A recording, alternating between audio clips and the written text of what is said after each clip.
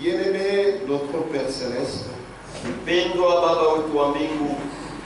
nous voici encore une fois dans ta présence. Et c'est toi qui le rends possible. Seigneur, merci pour ton soutien, pour ta protection. Merci Seigneur. Nous savons que tout notre avenir est entre tes mains.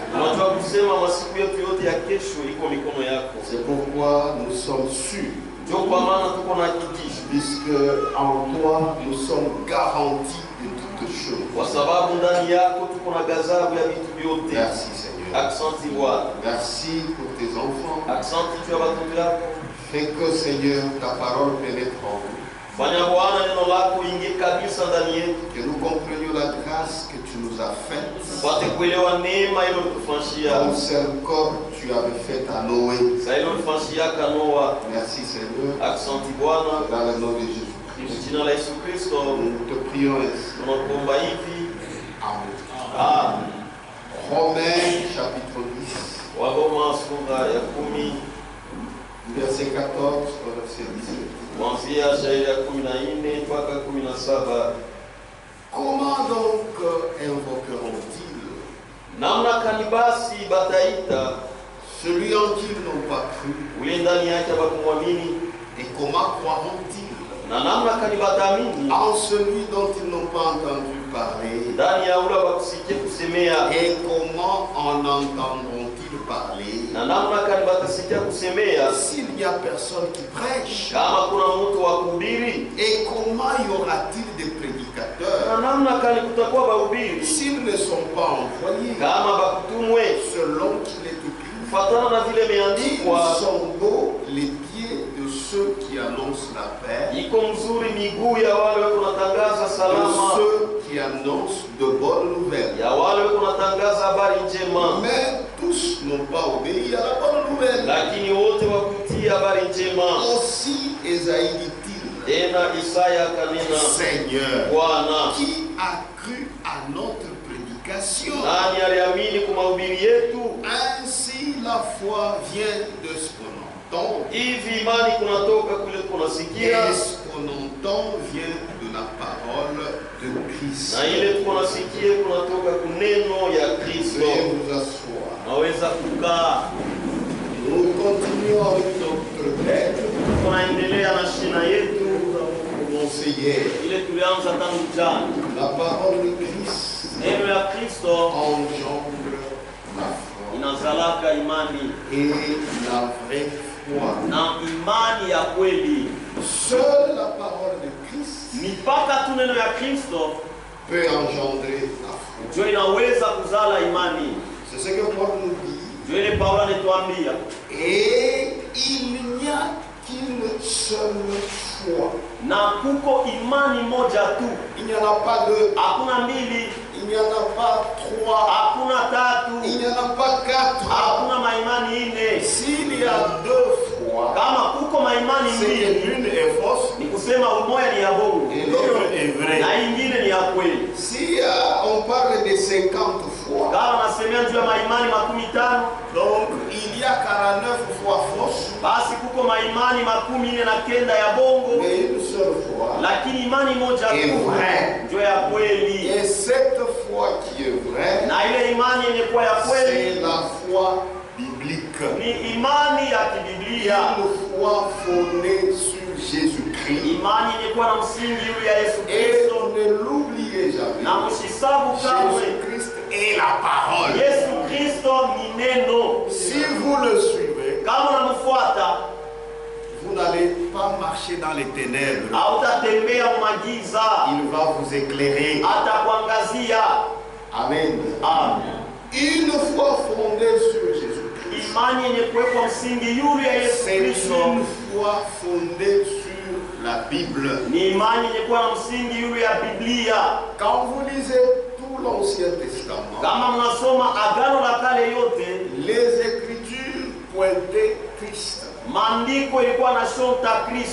Et Frère Branham dit, si vous lisez une écriture, maandiko et que vous ne voyez pas Jésus-Christ. na aone mo Yesu Il Kristo, dit vous avez mal lu. asema ulisoma mbaya.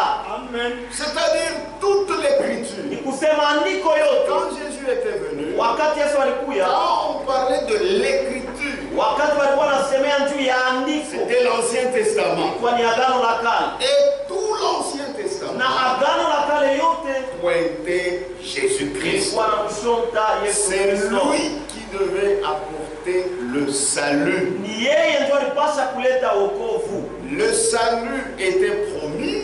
Wokovu ilakiwaka, Le salut était accordé. wokovu iletwaka C'est par le Seigneur Jésus. ni kupitia Bwana Yesu Voilà Kristo. pourquoi il est le centre du salut. Ndio kwa maana iko msingi wa Vous wokovu. voulez parler du salut? Kama unapenda kusemea juu ya wokovu, Parlez de Jésus-Christ. semea juu ya Yesu Kristo. Vous voulez parler de la rédemption? Kama unapenda kusemea juu ya Pointez wokovu, Jésus-Christ. mshonte Yesu Kristo. Et toutes les paroles Na maneno qui yote pointent ile Jésus-Christ tunamshonta Yesu ne Kristo peuvent jamais sortir des Écritures. haiwezi kama kwenda nje ya Ce qui maandiko. est en dehors des Écritures, Ile iko nje ya maandiko il ne s'agit plus de Jésus de la Bible. haina tena mambo ya Yesu wa Biblia.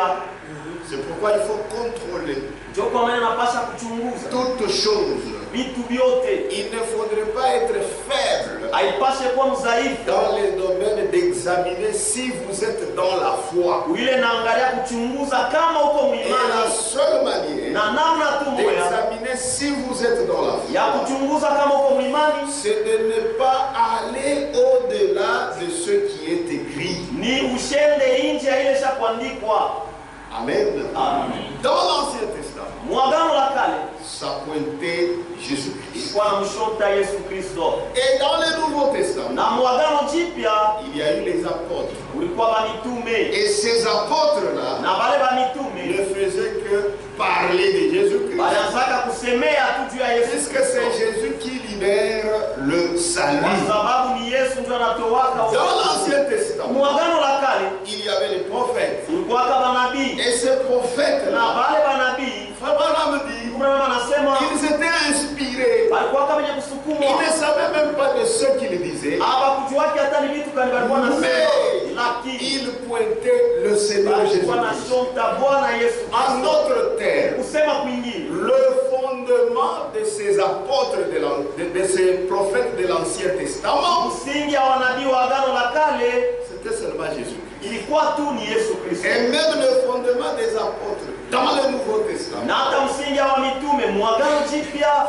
c'est Jésus-Christ. ni Yesu Kristo. Et Jésus-Christ, Na Yesu c'est Kristo lui la pierre de l'angle. yeye ndio jiwe la pembe, Il est notre fondement. eko msingi wetu, Il est même ton fondement. à eko vile toi. vile msingi wako Et wewe. même nous qui sommes ici, Na hata si wenye notre kuapa fondement, msingi wetu c'est le Seigneur ni Jésus-Christ. Bwana Yesu Il Kristo. était le fondement des apôtres. Alikuwaka msingi wa wanitume, Il était aussi le fondement des prophètes. alikuwaka vile vile msingi wa manabii, Et nous aussi, na sie vile il est vile notre fondement. eko msingi wetu, Il est le fondement, eko msingi c'est-à-dire la fondation. kusema msingi, Et aussi, il est le pierre de l'angle. vile vile eko tena jiwe la pembe, Et c'est sur lui na ni yulu que yake nous sommes édifiés. ndio tuko na jengwa. Même tous les prédicateurs, Hata bahubiri bote ce qu'ils disent, ile banasema ça ne doit concerner que Jésus. inapasha kuangalia tu Yesu Kristo. Éphésiens chapitre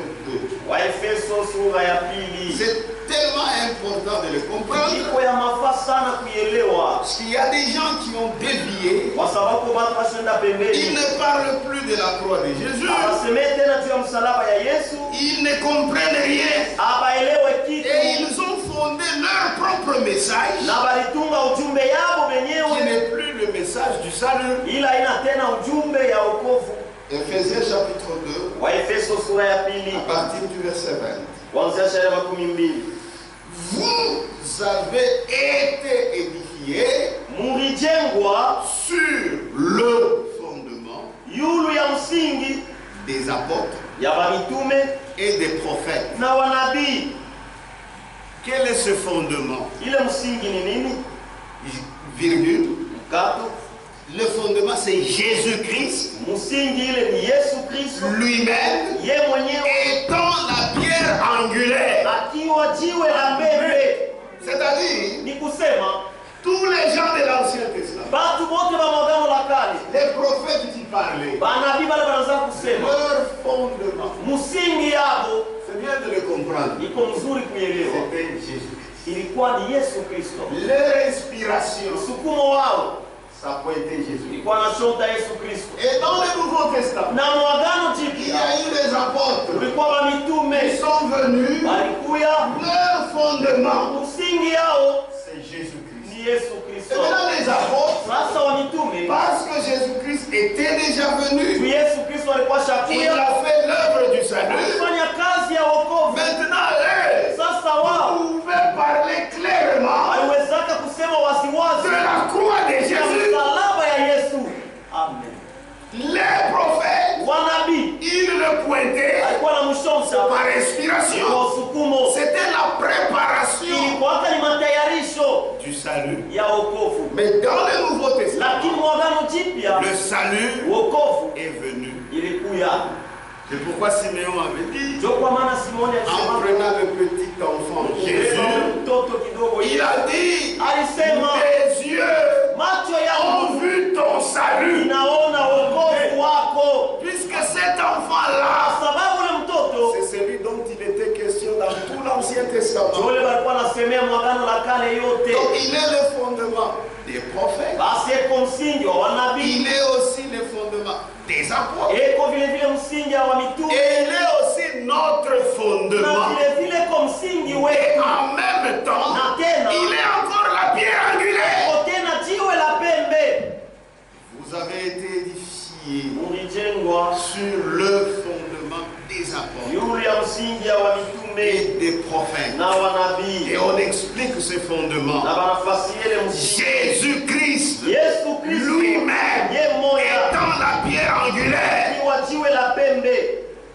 Amen. Amen. Donc, en matière de foi, votre fondation, votre fondement, pour que vous puissiez édifier la maison spirituelle, il faut que ça soit fondé sur Jésus. C'est pourquoi quand on continue la lecture, il est dit, en lui. Lui c'est qui? Jésus-Christ. En lui. Tout l'édifice bien coordonné. C'est comme notre temple que nous construisons. Vous voyez le fondement, la fondation, très solide. C'est ça Jésus-Christ. Et maintenant tout l'édifice est bien coordonné, mais ça comme fondement, quelque chose de solide. Amen. En lui, tout l'édifice bien coordonné s'élève pour être un temple saint dans le Seigneur. Quand nous construisons, nous utilisons les briques ici. Mais dans l'édifice spirituel, les pierres c'est vous et moi. Mais nous sommes édifiés sur les solides fondements. Le Seigneur Jésus-Christ. C'est pourquoi nous chantons. C'est Jésus-Christ. Amen. Amen. Amen. C'est lui le fondement. C'est pourquoi un message qui n'a pas pour fondement Jésus-Christ n'a pas de salut. En lui, tout l'édifice bien coordonné s'élève pour être un temple dans le Seigneur. En lui, lui Jésus-Christ, vous êtes aussi édifiés pour être une habitation de Dieu en esprit. C'est-à-dire aujourd'hui, Dieu habite en nous. Pourquoi? Nous vivant. Cette colonne est l'appui de la vérité. Amen. Comme il n'y a qu'une seule foi, il n'y a qu'une seule église. Il n'y en a pas deux. Il n'y en a qu'une. S'il y en a deux, l'une c'est de l'Antichrist et l'une seulement de Jésus-Christ. S'il y en a 50, les 49 c'est pour l'Antichrist. Une seule, c'est pour Jésus-Christ. Je pense que c'est clair. Notre foi a été engendrée. Notre foi a été engendrée par la parole de Christ. Et elle est fondée sur la parole de Christ. Je vais vous expliquer. Il s'agit des promesses de Dieu pour notre temps. Amen. Je recommence. Il s'agit des promesses de Dieu pour notre temps. Et ces promesses, nous les recevons en tant que semence incorruptible. Amen. Je reprends. Il s'agit des promesses de Dieu. Ce ne sont pas les promesses des hommes. Les promesses de Dieu pour notre temps. Et ces promesses, nous les recevons en tant que semence incorruptible. Parce que ça vient de Dieu. Et c'est cette semence incorruptible qui vous engendre. Barua ya kwanza ya Petro. 1 Pierre, chapitre 1. Barua ya kwanza ya Petro sura ya kwanza. Verset 23.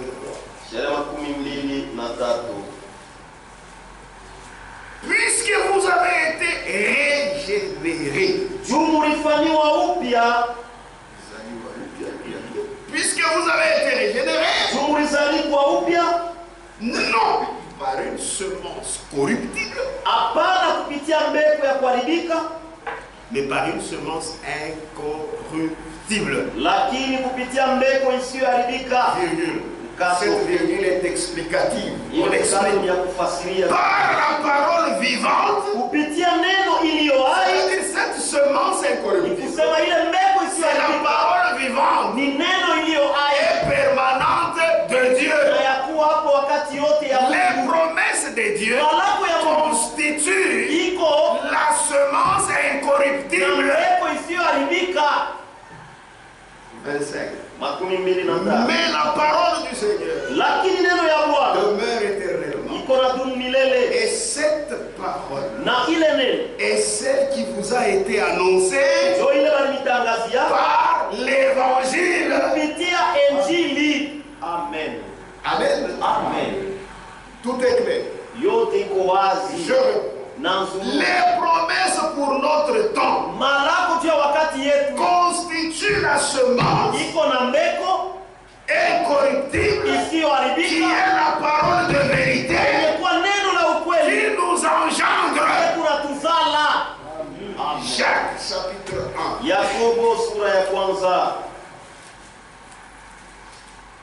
Jacques chapitre 1. Verset 18. Il nous a engendrés selon sa volonté par la parole de vérité, afin que nous soyons en quelque sorte les prémices de ces créatures. Les paroles de promesse pour notre temps constituent la semence incorruptible. Iko na mbeko isiyoharibika. Iko na tunga. Amen. Je reprends. Les promesses pour notre temps constituent la semence incorruptible. Iko na tunga mbeko isiyoharibika. Qui est la parole de vérité. Ilikuwa neno la ukweli. Qui nous engendre. Iko na tuzala. Moi j'ai été engendré par la parole de vérité. Amen. Disons quelque chose, ce frère Franck. Réunion mensuelle de Krefeld. Dimanche 6 novembre 2016. Dimanche 6 novembre 2016. Page 24.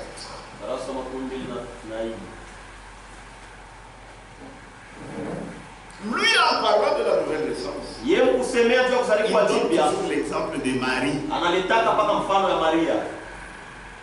Écoutez comment il explique. Aussi certain que la parole est devenue chair et que Marie avait entendu la promesse et avait cru et que le Saint-Esprit était venu sur elle. Vous connaissez l'histoire? L'ange est venu à Marie. Lui a dit, tu auras un fils. Aussi elle a dit, mais comment cela arrivera-t-il? Je ne connais point d'homme. Et elle disait la vérité. L'ange lui explique. Le Saint-Esprit viendra sur toi. Ainsi de suite. Que cela me soit fait selon sa parole. Et quand elle a cru, c'est ce que Frère Franck explique. Aussi certain que la parole est devenue chair et que Marie avait entendu la promesse et avait cru. Amen. Qu'il me soit fait. Aussi certain que la parole est devenue chair et que Marie avait entendu la promesse et avait cru et que le Saint-Esprit était venu sur elle et que le Fils de Dieu naquit. Amen. C'est ainsi que nous croyons les promesses de Dieu pour ce temps. Et nous les recevons en tant que semence incorruptible dans notre âme. Et le Saint-Esprit vient sur nous pour créer en nous la vie de Dieu. C'est comme ça que Franck explique. Amen. Et le Saint-Esprit vient sur nous pour créer en nous la vie de Dieu. La vie est dans la semence, dans le grain. Mais la semence doit d'abord être semée. C'est pourquoi il faut prêcher la parole. Et cette parole touche Christ. Mais la semence doit d'abord être semée pour que la vie qui est dans la semence puisse sortir. C'est ainsi que nous voyons que nous semons la semence. Quelle est la semence que nous semons? C'est ce message, non? Ce sont les promesses de notre temps. C'est ainsi que nous voyons que nous semons la semence. Elle doit être reçue dans notre cœur. Et tous ceux qui qui reçoivent la parole, na bale bote beko napokea neno, la vie, beko naishi uzima.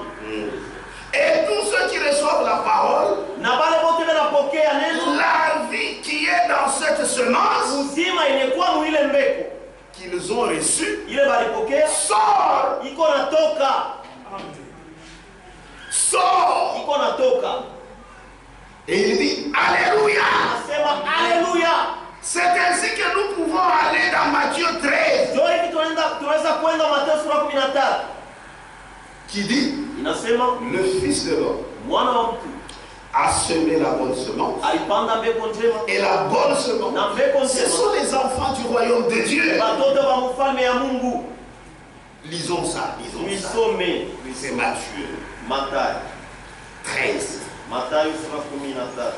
Ce que nous vous prêchons, ce sont les choses de Dieu. Amen.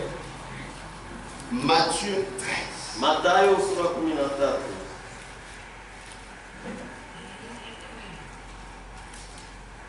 Verset 37.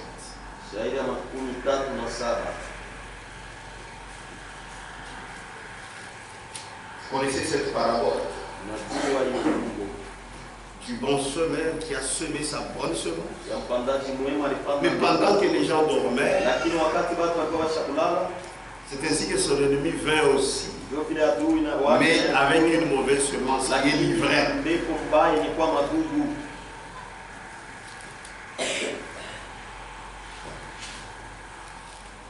Verset 37. Il répondit, celui qui sème la bonne semence, c'est le Fils de l'homme. Le champ, c'est le monde. Amen. La bonne semence, ce sont les fils du royaume. Amen.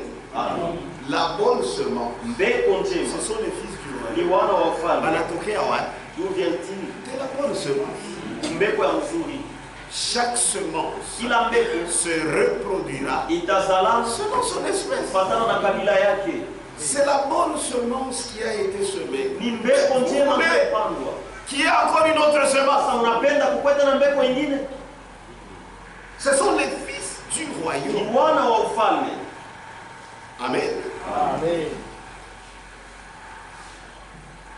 Le champ, c'est le monde. La bonne semence, ce sont les fils du royaume. L'ivraie, ce sont les fils du malin. Amen. Et 39, il précise encore l'ennemi qui l'a semé, c'est le diable. Mais nous avons besoin de la semence de Dieu qui produit les enfants du royaume. C'est pourquoi Franck a donné cette écriture. Il dit, et tous ceux qui reçoivent la parole, la vie qui est dans cette semence, sort. Alléluia. C'est ainsi que nous pouvons aller dans Matthieu 13. Le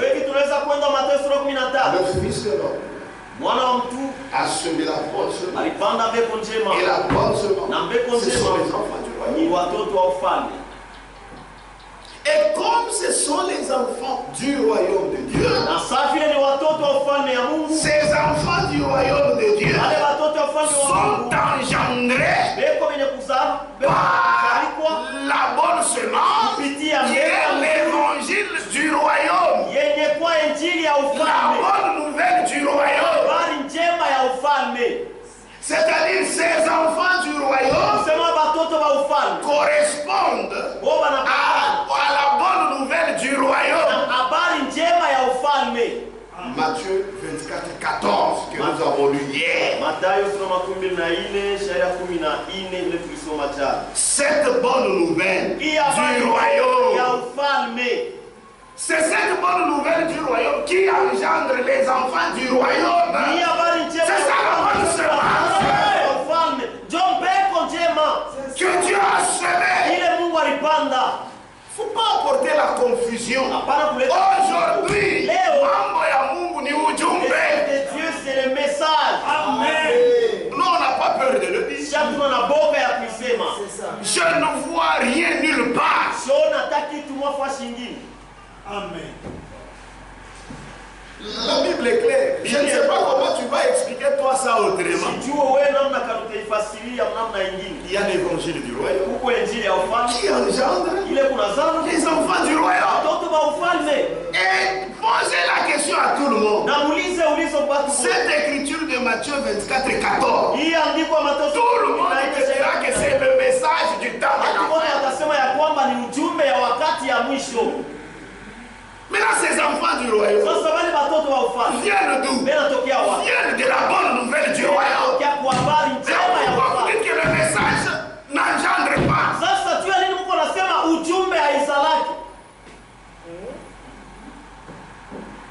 Ça, ce n'est pas biblique. Nous cherchons des choses bibliques. Même si quelqu'un d'influent l'a dit. Frère Franck dit, si ce n'est pas biblique, oubliez. Amen. Amen. Amen. Les enfants du royaume sont engendrés par l'évangile du royaume. C'est ça le message biblique du temps de la fin. Qui fait naître.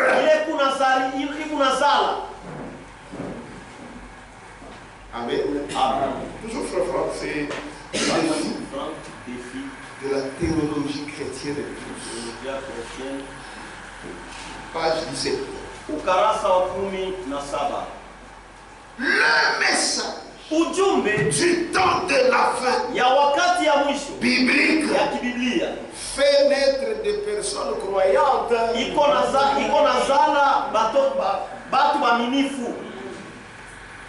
Amen. Amen. Oh, le message. Il ne faut pas dire des choses qu'on ne comprend pas. Le message du temps de la fin biblique fait naître des personnes croyantes qui demeurent sobres puisqu'ils sont de la bonne semence.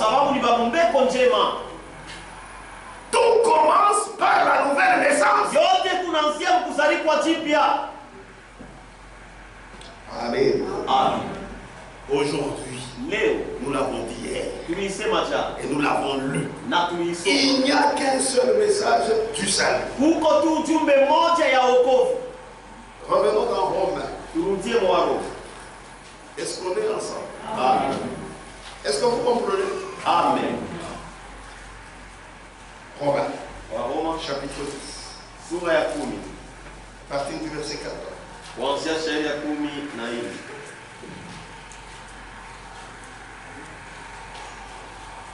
Notre écriture.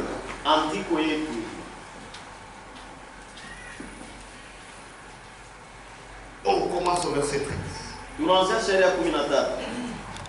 vous souviendrez de notre explication d'hier. Car quiconque.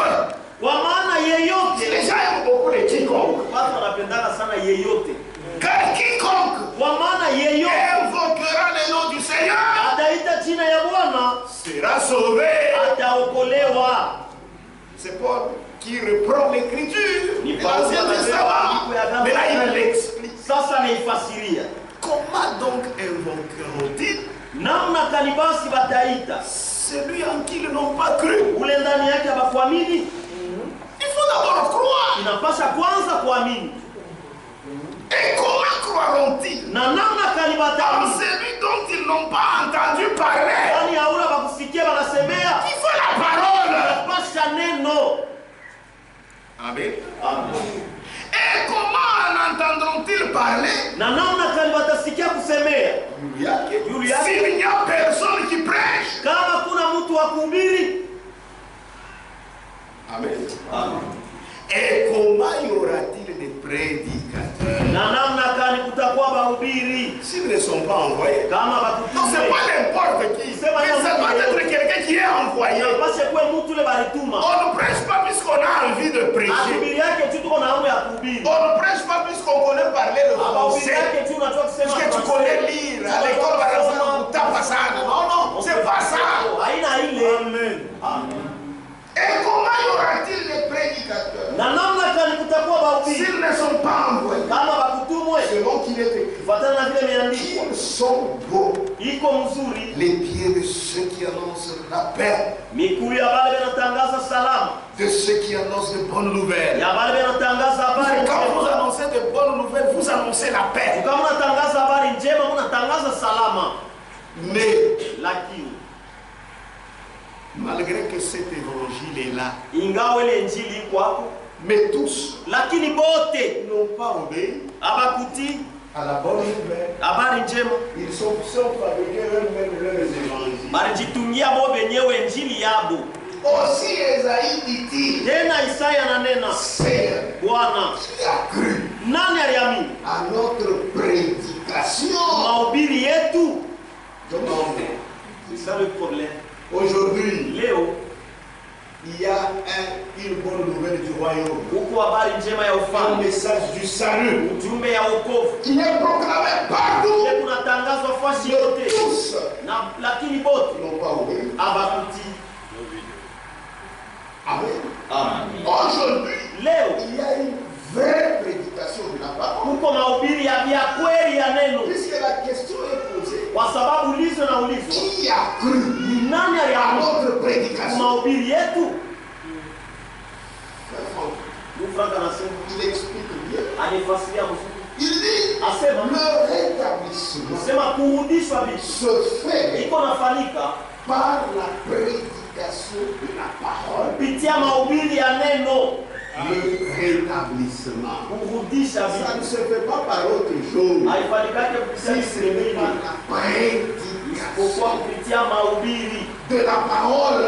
C'est pourquoi il faut contrôler la prédication de la parole de Dieu.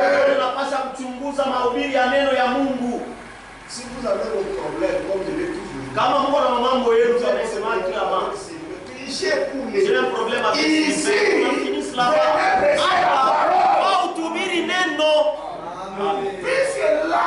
le rétablissement, c'est par la prédication de la parole de Dieu. N'amenez pas vos sentiments.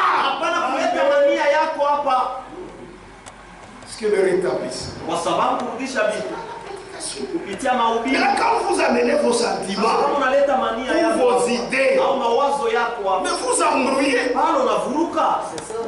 Le rétablissement. Écoutez comment frère Franck en parle. Dimanche 30 août 2020. Prédication de Zurich. Page 8. Les jours du Seigneur sera un jour de jugement. Ce sera un jour obscur. Mais avant que ce jour n'arrive, vous comprenez? Avant que le temps de la grâce ne passe, le Seigneur a envoyé un homme comme Élie pour rétablir toutes choses à l'état primitif par la prédication de la parole de Dieu.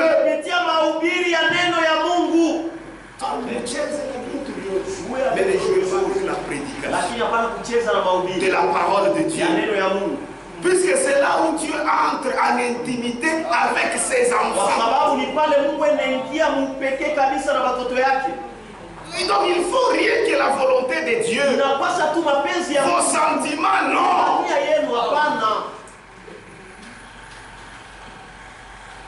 Amen. Pour rétablir toutes choses à l'état primitif par la prédication de la parole de Dieu. Amen. C'est pourquoi il est dit, qui a cru à notre prédication, puisque le rétablissement se fait par la prédication de la parole.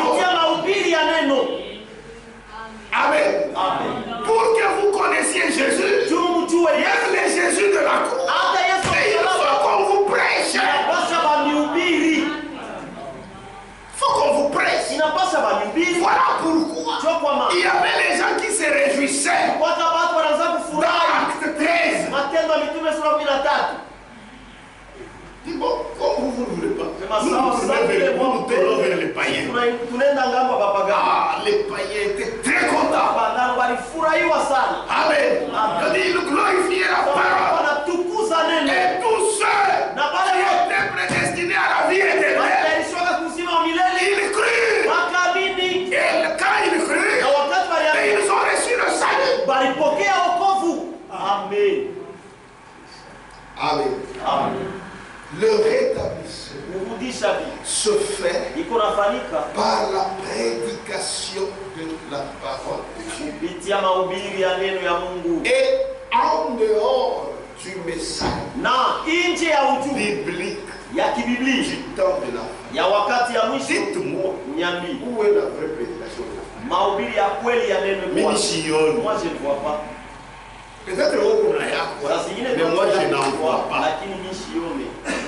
Nous devons croire, comme frère Franck, que ici nous sommes à 100% selon la volonté de Dieu. Et il continue pour suivre la vraie prédication, afin d'avoir nos expériences du salut. Sans la prédication de la parole de Dieu, vous ne ferez aucune expérience. C'est la vérité. Pour faire les expériences du salut, il faut la prédication de la parole. Et la Bible dit, qui a cru à notre prédication. Et moi j'ajoute, pour faire les expériences du salut, qui a cru? Vous avez cru. Vous faites les expériences du salut. Mais les gens n'ont pas cru. Ce n'est pas notre problème. Amen. Amen. Où est-ce qu'il y a la vraie prédication de la parole? Nulle part. Mais Dieu a envoyé les hommes qui peuvent annoncer le salut. Mais vous tournez les yeux dans les dénominations. Vous n'en trouverez pas. Amen. Amen. C'est Dieu. Mais c'est la vérité. On ne peut pas présenter ça autrement. C'est le moment de Krefeld. Samedi 31 octobre 2020. Page 12-13.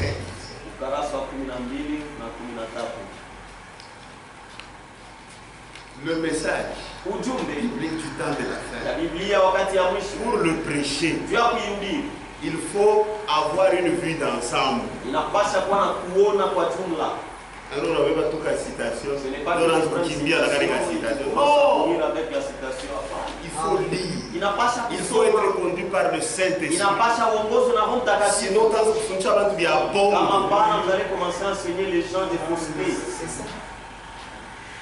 et il faut reconnaître quelqu'un dans son nom. Amen. Ne pensez pas que puisque toi tu as les dons, et que Dieu s'arrête. Non. C'est la parole de Dieu. Amen. C'est la parole de Dieu. Page 12-13. Écoutez, bien-aimés frères et sœurs, sans juger, qu'est-ce que Dieu peut faire dans toutes ces églises-là?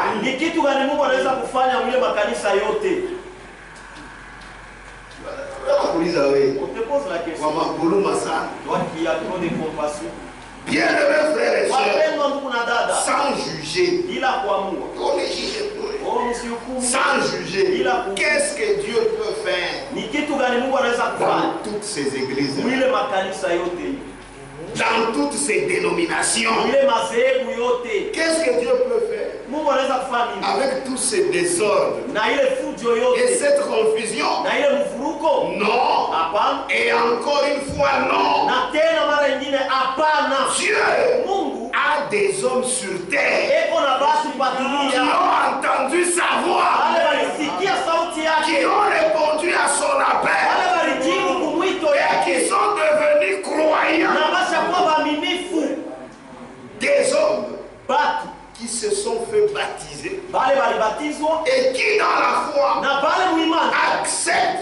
et reçoivent jusqu'à cette promesse que Dieu le Seigneur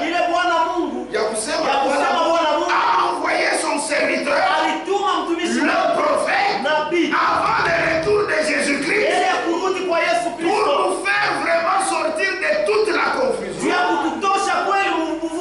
et de tous les désordres et nous ramener à sa grâce et à sa parole et nous accorder le salut. Amen. Le chemin sur lequel nous devons marcher pour atteindre le but. Il nous a tirés de tout cela pour nous ramener à sa grâce et à sa parole et nous accorder le salut. Oh, la parole ne sauve pas. Où est-ce que tu as trouvé ça? Amen. Amen. Pour nous ramener à sa grâce et à sa parole et nous accorder le salut. Oui, moi j'ai le salut. Dieu me l'a accordé. Amen. Le chemin sur lequel nous devons marcher pour atteindre le but. Oui frère, c'est la vérité. Mais toi tu trouves encore quelque part où les gens peuvent faire les expériences du salut en dehors de la parole de Dieu. Ça. Amen. Toi tu trouves. Ok. Ça. Tu es libre. Mais moi je sais. Eux-mêmes. Les gens qui semblent conduire les autres, ce sont des aveugles. Et ils conduisent les autres. La Bible dit, ce n'est pas toi qui dis, toi tu diras autrement. Mais la Bible dit, tous tomberont dans une faute. Mais toi tu diras autrement. Moi je n'aurai que faire avec ce que toi tu diras. Moi j'ai à faire avec la parole. Amen. Amen. Amen. Amen. Amen. Pour terminer. D'abord, eux-mêmes n'ont même pas fait les expériences du salut.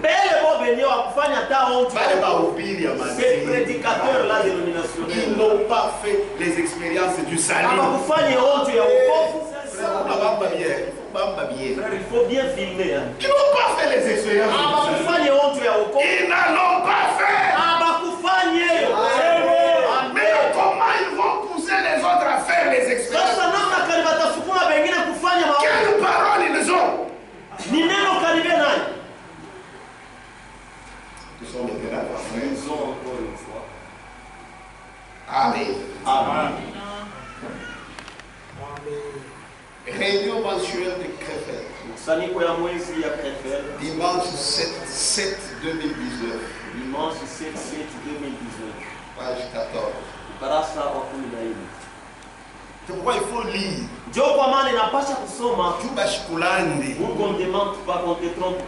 y a des gens qui ne lisent pas. Même les sœurs les dépassent. Ici, il y a des sœurs qui lisent. Ouais, nous sommes dans l'église. Le frère ne vit pas. Tu as kubamba bi.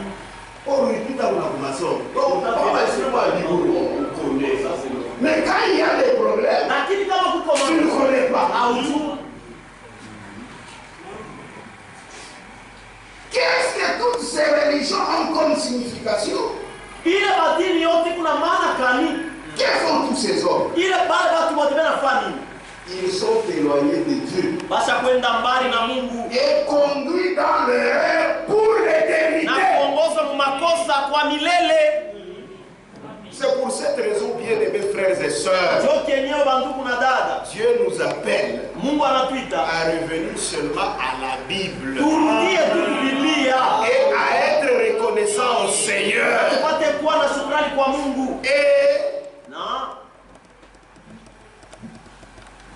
Et aussi toutes les églises.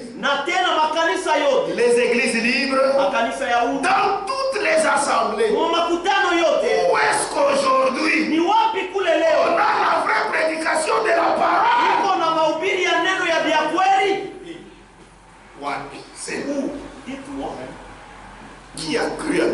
Nani aliamini kwa mahubiri yetu? Amen. Amen. Et aussi toutes les églises. Les églises libres. Dans toutes les assemblées. Où est-ce qu'aujourd'hui on a la vraie prédication de la parole? Et il continue.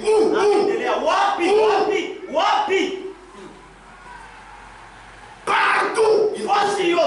Les prédicateurs ont fait des études. Des séminaires bibliques dans lesquels on leur a fait des exposés.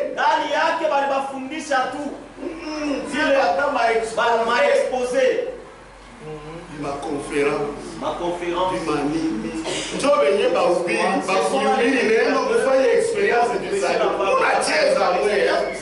Vous jouez, vous, hein? Ou bien ils sont comme toi. Amen.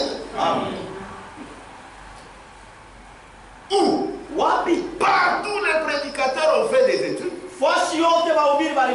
Des séminaires bibliques dans lesquels on leur a fait des exposés. Ils n'ont pas eux-mêmes expérimenté le Seigneur. Et les expériences du salut, ni eux, ni la congrégation. Et ils leur promettent le salut.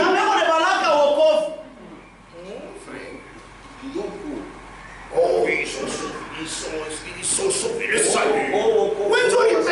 C'est toi qui as apporté le salut là. C'est pourquoi les gens ne prennent plus en considération ces messages. Pourquoi vous diluez? Est-ce que ton problème? Amen. Amen. Ils n'ont pas eux-mêmes expérimenté le Seigneur. Et les expériences du salut, ni eux, ni la congrégation.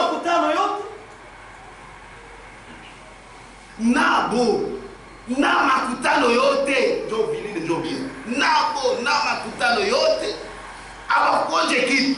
Et ils leur promettent le salut.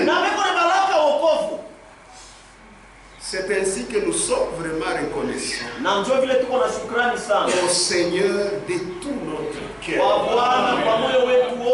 Puisque nous voyons les hommes de Dieu que Dieu lui-même a envoyés. Et il nous prêche la vraie parole de Dieu. Nous pouvons faire les expériences du salut. Quand on a côté, si tu te perds, nous sommes morts. Amen. Adore le Seigneur.